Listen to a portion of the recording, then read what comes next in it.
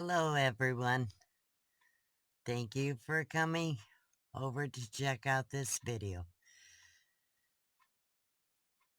About 35 years ago, I went to a street fair at an old California museum of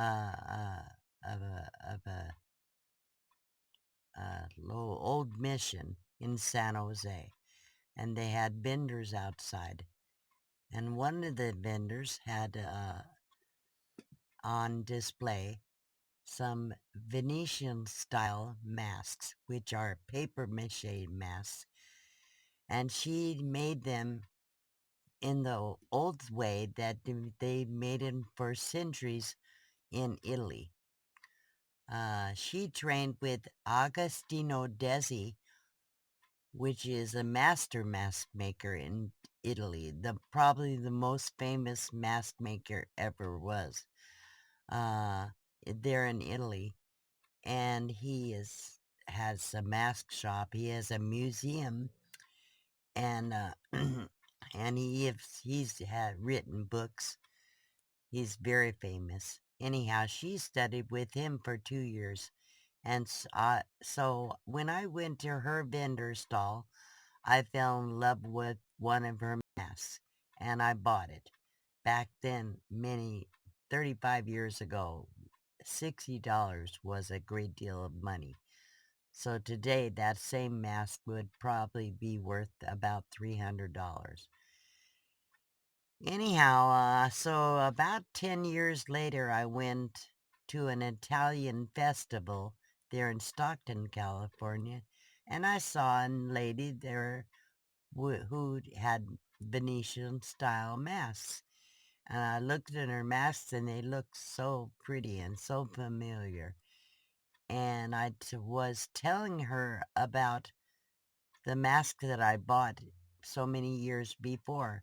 And as I described it, she said, "I made that mask." I said, "How can you be sure?" She said, "By the way you described it." And she said, "When you go home, you check on the back of the mask." She said, "I sign all my masks." She said, "You check on the back of the mask and see if it doesn't say my name," which it was her maiden name. I can't remember what her maiden name was. I think it was Carla Almanza. And then when I met her this time, her name was Carla Almanza de Quant. Anyhow, so I went home and I checked on the back of the mask, and sure enough, her name was on the back of it. I had lost her business card many years before, and I never could locate her because that was one of a collection of 4. I wanted eventually to be able to get the other 3. The name of the mask was Spring, one of the 4 seasons. Anyhow, so I called her and I connected with her, and she was so excited and happy to hear that it was her mask for sure. And so I spent about 6 to 8 months studying and learning the art of mask making, and she even taught me how to make the molds.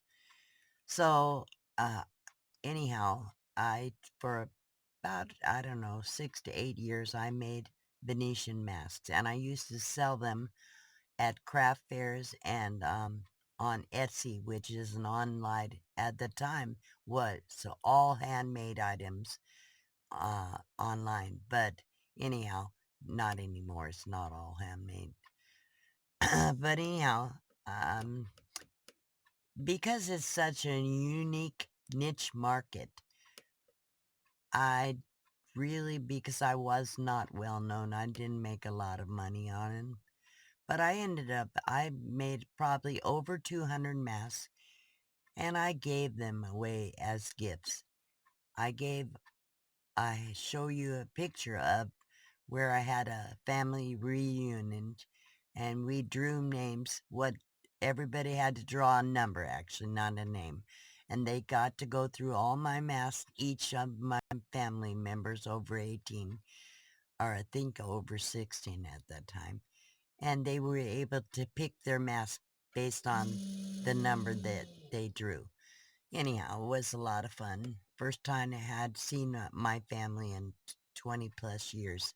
So it was a great thing, a way to give them something of me that they could remember me by. So over the years, I've given masks to friends and people that really like my masks. And just pretty much, I gave almost all of them away. I even gave 3 this past RTR in January, 3 away. And so the only masks I have left, I really don't have any of them.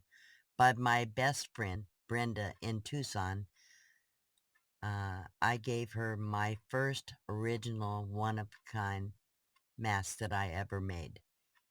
And so she has that. So if I ever want to see one of my masks again, I can go to her house and see that.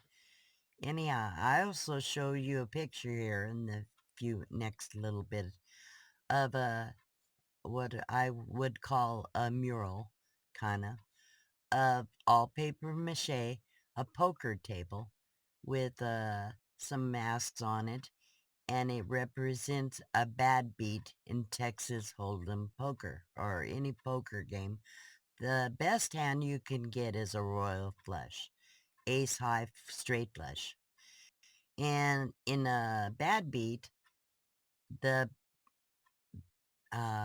the hand that it gets beat by a say I have a straight flush,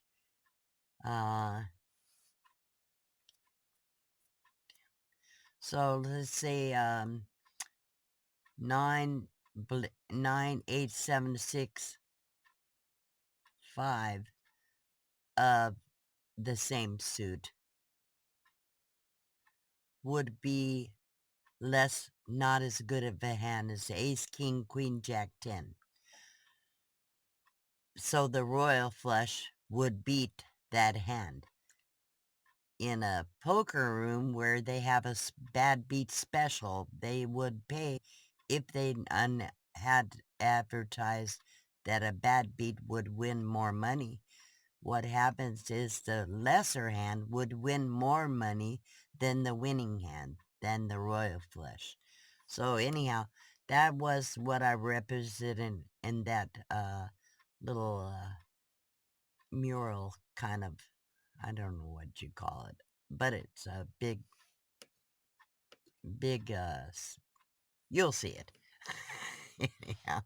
So anyhow, I'm going to show some pictures to you so you can see what I did.